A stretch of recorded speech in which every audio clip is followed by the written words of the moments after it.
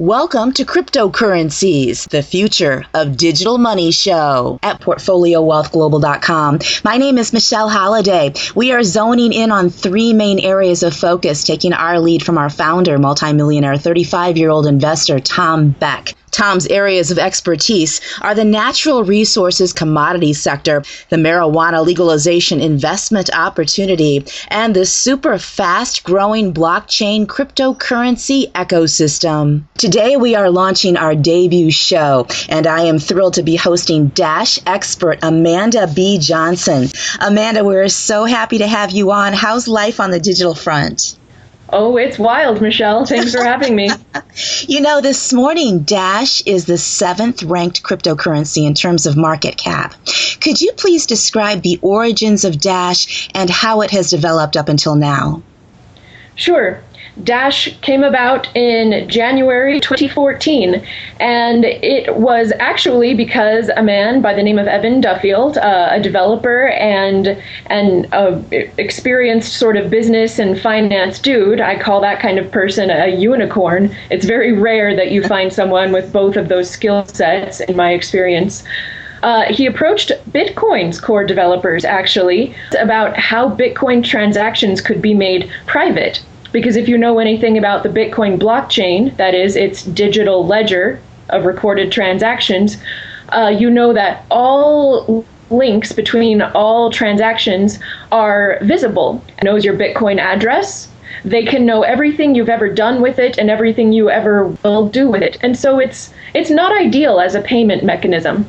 And so when Evan Duffield approached these developers with some ideas about how to add privacy to the whole situation, he found no traction.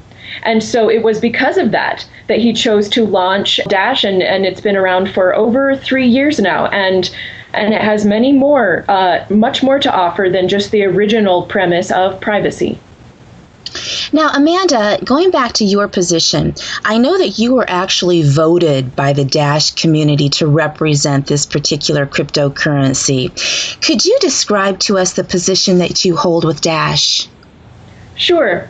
So not all cryptocurrencies, but most cryptocurrencies have an inflation rate. Those which don't are what's called 100% pre-mined, meaning they have all of the coins that they ever will have on their blockchain.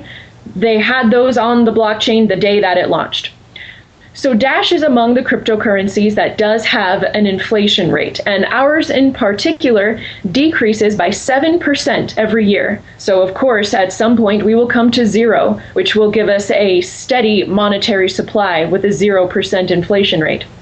Until that time, however, we are unique in that we allocate a portion of the newly created Dash, the inflation, we allocate a portion of it to purposes beyond just mining computers. Most other networks pay 100% of their inflation out to the people running mining computers, which leaves nothing left over for any of the other limitless expenses that a network could find themselves wanting to pay for.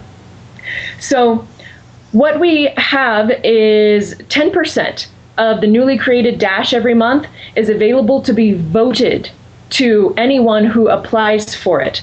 And the voters are our stakeholders.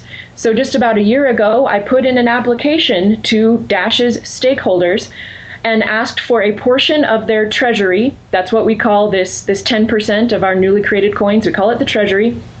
I asked for a portion of it in exchange for my working to spread awareness of Dash, because it was my favorite cryptocurrency and I thought that sounded like a pretty cool job. And so they voted yes, and that's what I've been doing for over a year. That's amazing. Now, you know, there are 754 cryptocurrencies as of today. What do you attribute to the success of Dash? I think the primary reason that we have remained in the top 10 for almost 3 years now, and only 3 other coins can say that, Bitcoin, Ripple, and Litecoin. And then Dash is the 4th coin that can say that out of all of them.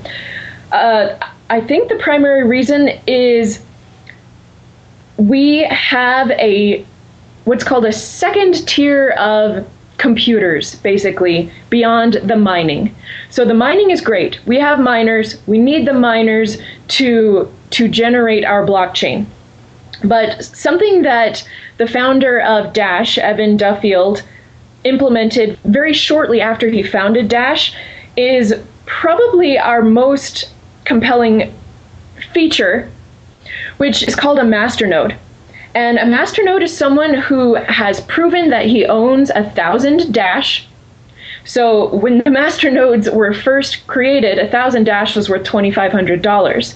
Today, 1,000 Dash is worth $175,000. Wow. Yes.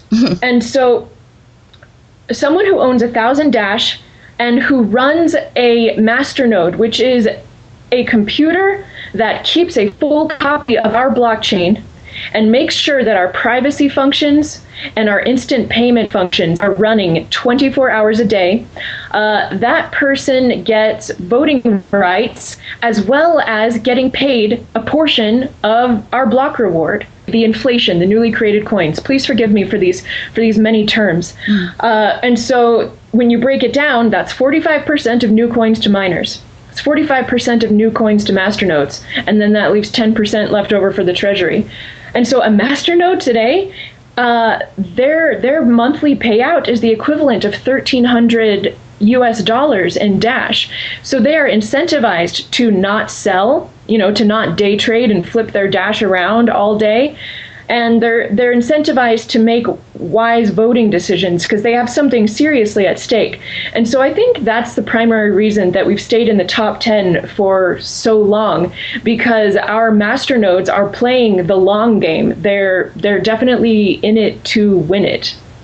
In your opinion, how has this happened, this incredible success and just meteoric rise of the digital currencies as a group? Well, I think largely a lot of people are sensing that, there's something coming up around the bend, that there's something new on the horizon, and they certainly don't want to miss out on it. And so that's called FOMO, right? FOMO, fear of missing out. But at the same time, there's plentiful reasons to not want to keep one's money in various fiat currencies, or to even keep one's fiat currencies in a banking institution. There are plenty of risks that one would understandably want to avoid with all of those things. So I think when you take the apple out in front of the potential for major profit that can be made as these coins are in a very speculative stage, and the swings in one direction or another are just large.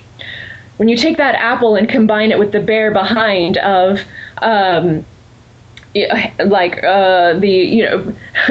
fiat currencies are definitely not reducing their monetary supply. They're definitely expanding them. And so there's really almost a guaranteed loss of purchasing power over some period of time. I don't think it's too tough to understand why a lot of people are really open to this. One of the most beautiful descriptions of the need of the market for the cryptocurrencies play has been offered by a friend of ours. He said that the internet serviced the information and speed gap, and that the blockchains, along with the cryptocurrencies, are filling the trust gap. In your opinion, what are your thoughts on that perspective? Yeah, so trust is a very interesting word that gets thrown around a lot within the cryptocurrency space. Actually, the trustless is the word that gets thrown around a lot. And that, I would say, is inaccurate. So let me first say why I think people use that word, but then I'll say what I think is more accurate.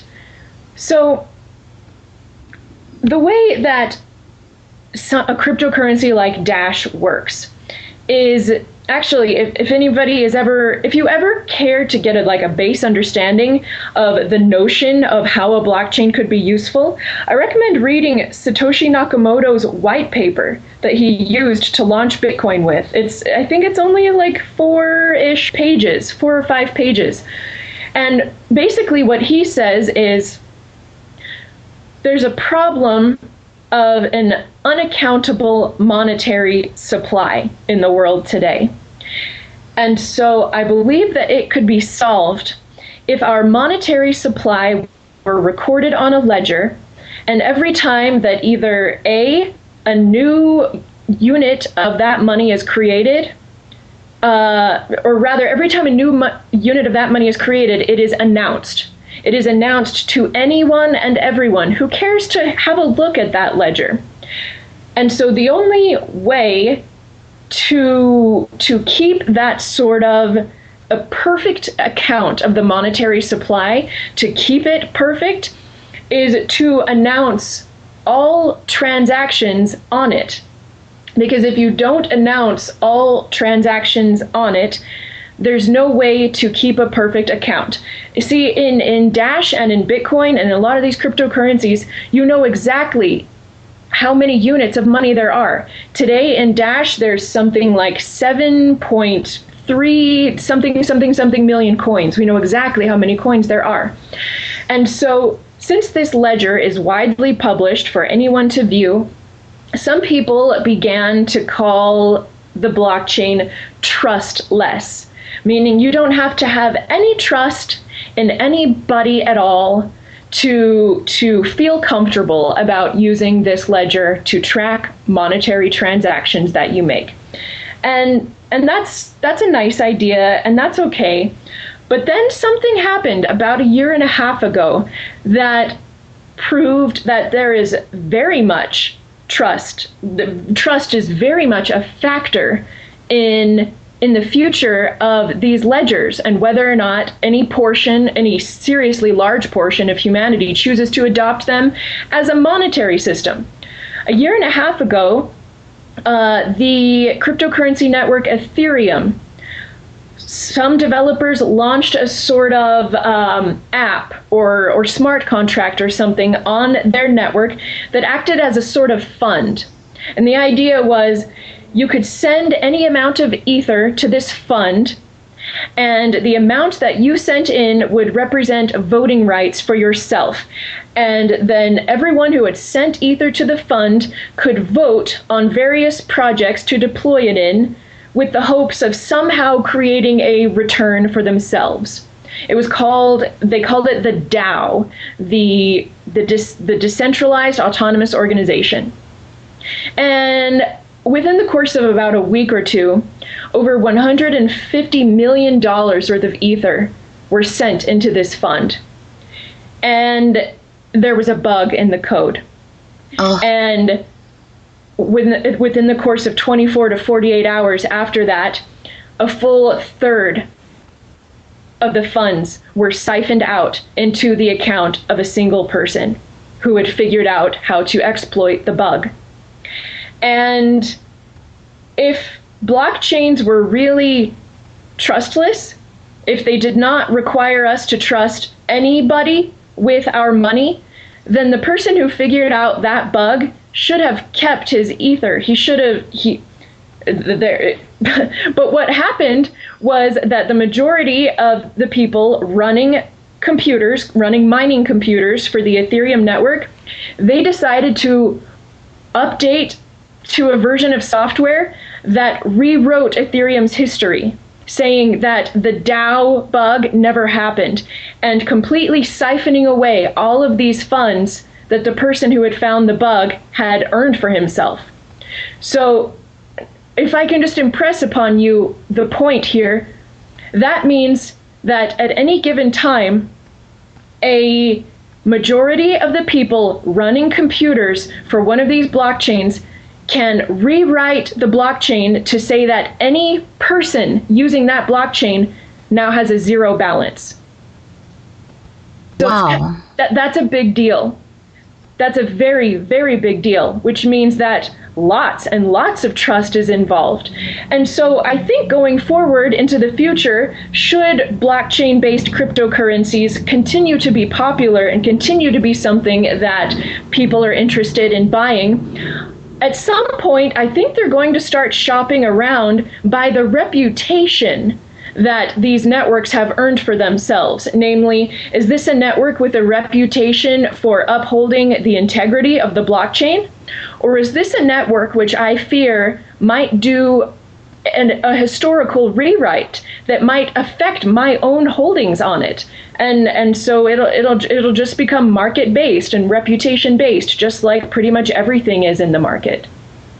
Wow.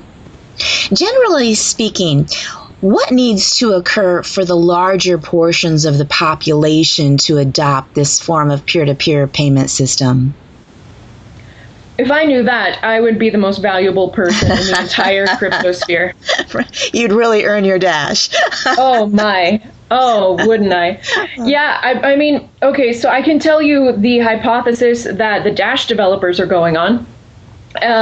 About two and a half years ago, the founder of Dash, Evan Duffield, sat down at a computer with his mother and asked her to try using the Dash wallet. And of course, as most people would be when first confronted with these wallet software packages, it's confusing to them. Michelle, I don't know if you've ever seen a digital currency address, but they are absolutely hideous. Oh my God. A Bitcoin address is something like 1B574298. A Dash address is pretty much just like that, but starts with an X. An Ethereum address is pretty much just like that, but starts with a 0, and on and on. And they're terrible looking. And what's more, if you don't back them up, and you happen to lose the device that you installed the wallet to, like you lose your phone, or if you had the wallet on your laptop and your laptop's hard drive gets damaged or something. If you didn't have the wherewithal to back up that wallet and to make sure it's the kind of wallet which doesn't require regular and intermittent backups, you will lose the entirety of your funds. Oh my gosh. Irrecoverably. And so they're not at all what you could call user-friendly yet. And if all goes according to plan, Dash will become the first cryptocurrency that's user-friendly, hopefully by the end of the year. The Dash core development team, to my understanding, is working quite slavishly on a product we're calling Evolution, which is basically a sort of a rewrite of portions of our code base that will allow Dash to look and feel more like a Venmo app. We'll get rid of the cryptographic addresses. We'll make the backup process a one-time thing, not a regular thing you have to do and remember to do. And what's more, we'll allow Dash to be accessed from any device, just using the same username and password. So it won't be the case where it is now, where, oh, my Dash is on my laptop, I have to protect my laptop. But rather, your Dash will be accessible from any web browser, any mobile app. You can use your mom's computer, you can use your friend's computer, no big deal, as long as you have your username and password. And in short, it should make Dash feel like online banking, which most people are already used to anyway. And so if we can achieve that, if we can roll that out, that's what we're betting is kind of the barrier between now and mass adoption. And only time will tell if we are correct in that bet. Now, Amanda, what exactly is a blockchain? Yeah, so as I had mentioned, it's a digital ledger. Anybody can download a copy of any of these networks' blockchains. You can download the Bitcoin blockchain if you want. You can download the Ethereum blockchain, you can download the Dash blockchain. And basically, the way that they work is, and I'll just talk about Dashes, but they're all more or less similar. So let's say you have a Dash wallet, Michelle, and you want to send me half a Dash. You would tell your wallet, well, first I would have to tell you my Dash address. You would put my Dash address into the send field of your wallet, and you would click, or you would type in 0.5 Dash, or the dollar equivalent. A lot of wallets support, like a dollar converter that makes it a lot easier for payments at this time. And then you would click send. And in that moment, what happens is your wallet sends out a broadcast to all other computers running the Dash blockchain, basically. And so they get what's called the broadcast, and the broadcast says, oh, Michelle's Dash address, of course your name isn't attached to it, but your Dash address, Michelle, which is X for blah, blah, blah, blah, blah, wants to send half a Dash to Amanda's Dash address. Again, my name is not attached to it either, but it's X9Z8, blah, blah, blah, blah, blah. And we consider that to be added to the blockchain as soon as a miner basically stamps it into the record. Now, how does a miner do that? What does that even mean? All right, so a miner is a person who runs a computer which performs a series of mathematical hashes. If you're not familiar with the word hash, it's basically a math function that's based in cryptography. I'm not a mathematician, but the details don't matter for our purposes. So a miner's computer is basically attempting to solve a math problem that the Dash protocol is constantly putting out there. And so the miner's computer is constantly submitting hash after hash after hash after hash after hash. And the first computer to get the right hash to the math problem is said to have, quote, found the block. And the only purpose of mining is to make sure that additions to the blockchain happen at a regular interval of time. And that's important because that keeps our inflation rate predictable. Because every time a miner finds a block, new Dash gets created and paid to him. So in order to have a predictable inflation rate, we have these miners whose computers solve math problems at a predictable interval of time, and they're rewarded with the newly created Dash. And when I say block, all I mean is a batch of transactions.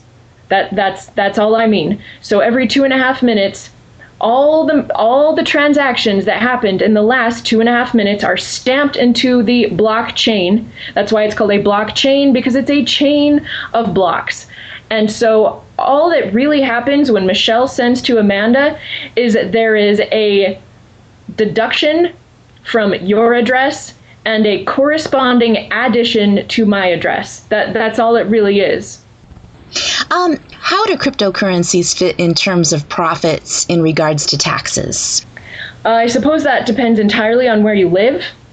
Yeah, I mean, I'm pretty sure that most national governments have created some sort of classification for them.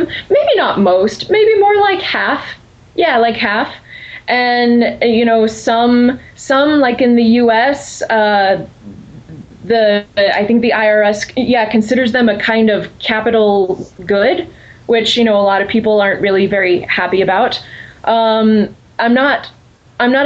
think the only country that I've heard of where cryptocurrencies have the status of like a legal tender is Japan.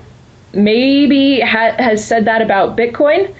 But even then, these sorts of things are like fluctuating. Like if you follow the headlines, you'll see that, whatever nation state X said about cryptocurrencies 2 months ago, they changed their mind this month. And so it's this sort of jumbly sort of place. And so people are kind of doing their own thing. I mean, some people are, hiring like special accountants, and I know some people who are even writing their own special software to pay taxes on their cryptocurrency holdings. And so there's that end of the spectrum, all the way to if what the IRS said in an announcement last month is true, they said that less than 1,000 people in the United States last fiscal year declared any cryptocurrency holdings on their tax returns. And so it sounds like there's really the whole gamut going on out there, and people are just making individual decisions based on what they think is best for themselves. Wow, so last year about 1,000 people declared.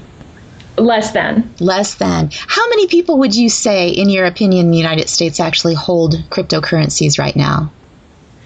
Well, I mean, I guess the best figure, the largest cryptocurrency seller in the United States could be considered the company Coinbase. And I believe Coinbase has reported that they have millions of US customers. And that's just one company. And so if Coinbase's reported numbers are accurate, and you think, okay, well, how many other people also own cryptocurrency but just didn't buy it through Coinbase? I mean, it could be as much as 5 million. I suppose it could be even more. Wow. Now, in our world, governments and central banks control the issuance of credit and interest, and therefore they are the masters of money. Are the blockchain currencies truly decentralized, or can we say that the developers and miners are the rulers of the world? Well, that's an excellent question. And I think that we could say that developers and miners are the rulers of blockchain worlds only in as much as those coins maintain value. Because the developers and miners are going to stop working if that coin's value hits zero. And, the same could be said for the central banks of the world. I mean, they're only able to have the power that they have because people keep trading in the currencies that they issue. And so it all comes down to the users. It all comes down to the market. The issuers of currency only have as much power as users give them, because a currency that has zero value is a currency that has zero power. So, yeah, I mean, if you want to make that parallel, sure, that could absolutely be made, which is why I'm a huge advocate of shopping around. And there's so much hype, and there is so much, pardon my French, but there's so much shit talk in the crypto sphere. And it is, like you say, Michelle, the people running, not so much the developers, but the miners, the people running computers that make up the entireties of these networks. Those people have the power to make your balance zero, or they have the power to keep operating in a trustworthy manner for untold years to come, creating untold wealth and prosperity. It could really go either way. So that's why I really encourage people to just shop around and do your due diligence. And if you don't think that you have the wherewithal to ask the right questions in order to make wise decisions for yourself, do some more homework, because it is a wild, wild west out there, and you have to be careful. This is just an amazing time, isn't it? Yes. Now, why is Ethereum soaring, in your opinion? I think it's mostly because Bitcoin is so severely disappointing, and Ethereum was second on the list of market caps. And now Ethereum earned that position by pitching a sort of non-money use case. Ethereum was launched with the pitch of, hey, we're not interested in offering money at all. Rather, we think we have a product that can allow for what we call smart contracts, and we think it will be, the end of lawyers and the end of legal costs and court proceedings the world round. And so a lot of people were interested by that pitch, and they bought in. There aren't a lot of smart contracts being used on Ethereum. It's still very largely speculative. There is one that may be being used with some success. If you've ever heard of the exchange Shapeshift. Mm-hmm. Yeah, okay, so the founder of Shapeshift launched basically the equivalent of an exchange in a smart contract in Ethereum. And that may be the first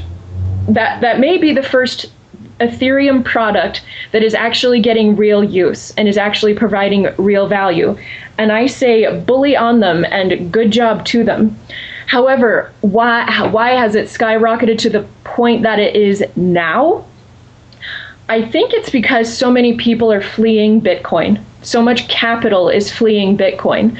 And I do find it odd that they were holding Bitcoin because they thought it was going to be the money of the future, right? But Ethereum is not offering money-like development.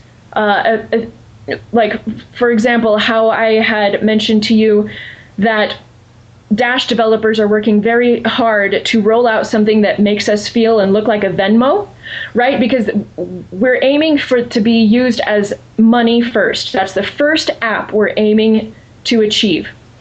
Ethereum is not at all aiming for that. And so they likely will not roll out anything that makes their product as easy to use as a Venmo. And what's more, they have an infinite inflation rate. And a lot of people, the only reason they got involved with Bitcoin in the first place was to get away from infinite inflation.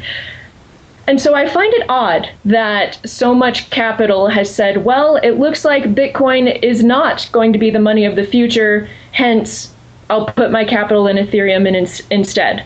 I do find it odd. Now, what makes Dash more compelling than the other leading cryptocurrencies? It's governance. And that's boring. And I probably shouldn't even bring it up. I should probably say something that's much more flashy and hypey and make a bunch of, flashy promises.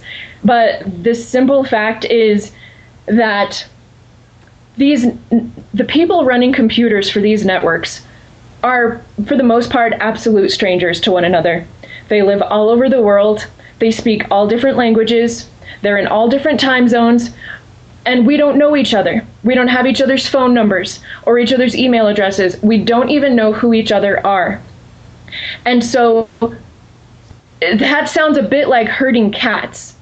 And if you don't have proper governance, it is like herding cats. And you end up with where Bitcoin is today, where their fees are just getting ever greater and their processing times are getting ever slower, and they have no governance mechanism by which to come to a consensus to allow them to upgrade their network's processing capacity, to put an end to the ridiculously soaring fees and the ridiculously long wait times. And that's why they're losing so much human capital and real capital out to Ethereum. Now, by proper governance, I mean a cryptocurrency needs to have a way by which the people who stand to gain the most and to lose the most, they're the ones who decide what happens next. And Dash is the only top cryptocurrency which has a voting mechanism by which we call them masternodes. They both own 1,000 Dash, which at today's prices, Michelle, is about $170,000 worth of Dash. It wasn't always. When masternodes first started, a masternode was about $2,000. So they own $175,000 worth of Dash, and they keep a computer running for our network 24/7. If they don't get paid. And they get to cast votes. They get to cast votes on how we develop. They get to cast votes on who we hire. We're the only cryptocurrency that can fire our developers. Like, if they're going astray, if they're not delivering, we can absolutely downvote their salary and they're out. And so it's this sort of governance mechanism that allows us to stay on the same page. And I think we'll continue to see, as any of these cryptocurrencies continue to get very large, into the multi-billion dollars of market cap, if they don't develop a governance, you will begin to see what we've already seen in Bitcoin, which is people begin to not be on the same page anymore. And you cannot have a cohesive network that's not running on the same page for very long without some pretty serious problems. Wow. Now, can you explain to someone who maybe doesn't even own Bitcoin, has just heard of the cryptocurrencies, how they would go about buying Dash and how they would store it? Yeah. I think the fastest and easiest way to buy Dash, and I'll just assume you're talking about the United States, but actually I think this applies for several other countries as well, is using a site called wallofcoins.com. Wallofcoins.com. And there you basically enter your zip code, and it tells you all of the bank branches within an X mile radius away from you where there's an account holder who also sells Dash. And so you pick the bank branch that's convenient for you, and in that moment, the account holder is notified to put his Dash in escrow. And so the Wall of Coins administrators hold the Dash in escrow while you go and deposit cash into that person's bank account, just right there at the bank branch with a deposit slip. I've done it myself. And then you take a picture of your receipt, send it to Wall of Coins, and they release the escrow to you. I would say that's the easiest way. And as far as storing it, I mean, if you've never used a cryptocurrency wallet, you need to get someone to show you how. And I think it needs to be in person. It's one of those things that's just so new and different that you really just want someone to hold your hand, and there's no shame in that whatsoever. My hand was held the first 3 times I tried to operate a cryptocurrency wallet. There's no shame. So if you've never used one, find someone who has and just ask them to just show you how it works. And once you have yourself a wallet, you can find all of the Dash wallets available at dash.org/downloads. And I think, there's an easier to remember that directs to that, dash.org/wallets. Yeah, dash.org/wallets. You can go there and find your wallet. There's the desktop ones, there's the mobile ones, there's some that are prettier to look at, there's some that are just more for the technically savvy. And then you pull an address out of whatever wallet you download, and that's the address you give to Wall of Coins, and that's where they'll send the Dash. And the only additional thing to remember is if you start to accumulate what you would consider an amount of cryptocurrency that would be absolutely devastating for you to lose, basically if you don't want to have to worry about the security of your cryptocurrency, I would recommend getting a hardware wallet. Just look it up online, cryptocurrency hardware wallet. You'll find there's a brand called Trezor, there's a brand called KeepKey, there's a brand called Ledger. And what these are little plastic devices. They're actually kind of cute. You can even hang them from your keychain that keep your cryptocurrency stored in a way that is not hackable. Because your laptop is technically hackable, your phone is technically hackable. And so if you have a bunch of cryptocurrency residing on those devices, yeah, you might not sleep as well as you could. And so I would recommend getting a hardware wallet. Well, Amanda, this has been an amazing interview. How can people contact you and watch your Dash School? Sure. So Dash School lives on the Dash YouTube channel at youtube.com/dash.org. Or if you just type in Dash School to a YouTube search bar, I'm sure it's the first thing that comes up. And then I would hope that you stay caught up with everything, all my videos and future promotional campaigns by following me on Twitter. It's Amanda B_Johnson. This is so exciting. Yeah. It's just an amazing time. Amanda B. Johnson, representative for the cryptocurrency Dash. For the Cryptocurrencies, the Future of Digital Money show, I'm Michelle Holliday at PortfolioWealthGlobal.com.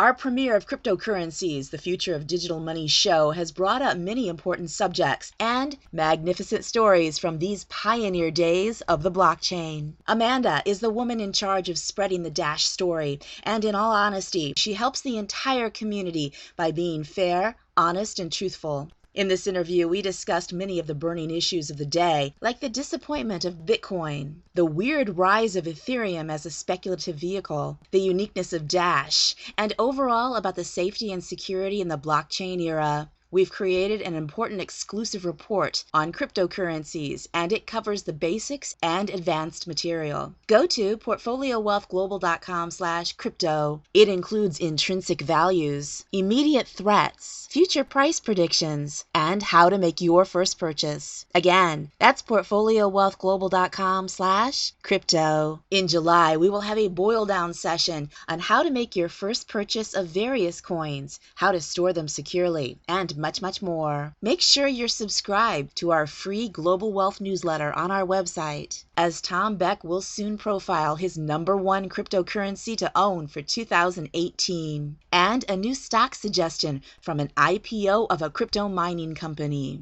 Thanks for joining us for the premiere of Cryptocurrencies, the Future of Digital Money show. Until next time, I'm Michelle Holliday at PortfolioWealthGlobal.com.